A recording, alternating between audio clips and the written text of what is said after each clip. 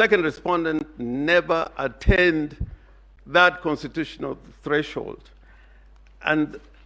going back to the Constitution on that particular article, Article 138, sub-article 4, it was made part of the Constitution by the framers of the Constitution to give legitimacy to anybody elected as president, to the effect that he had widespread support of the Kenyan people, and that is evidenced by the requirement that the president-elect must have at least 25% of the votes cast in each of the more than half of the counties. We are not dealing with that point. We're dealing with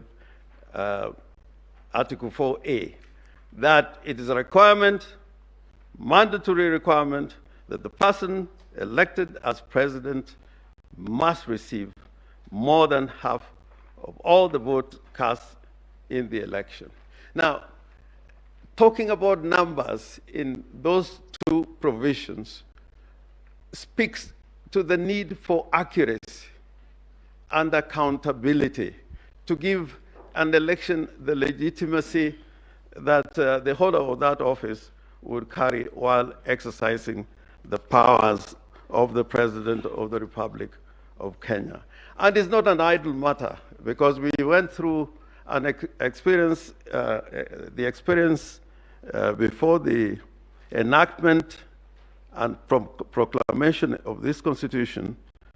that a person would be elected by way of a simple majority, and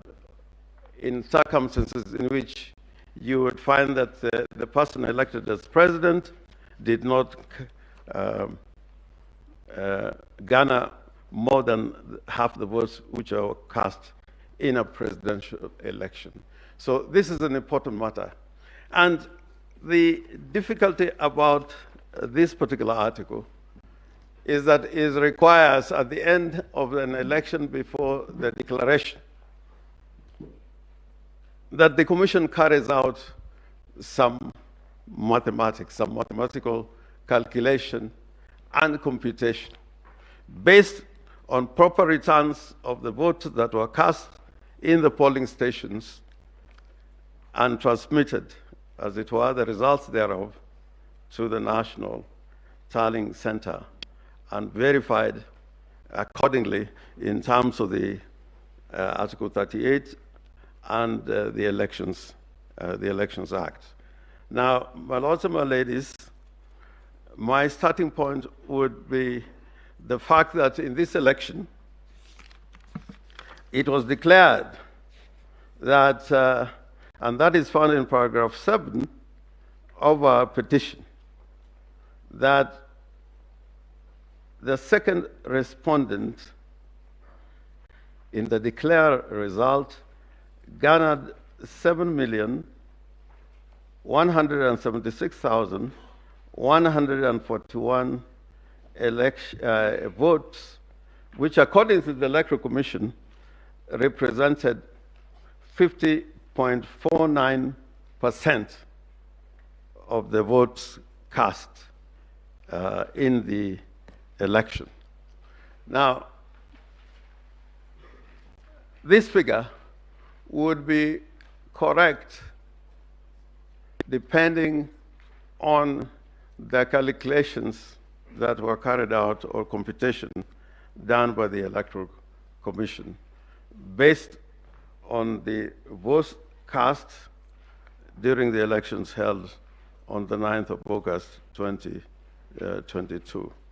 Now, the complaint on this in this particular regard is contained in paragraph 43 to paragraph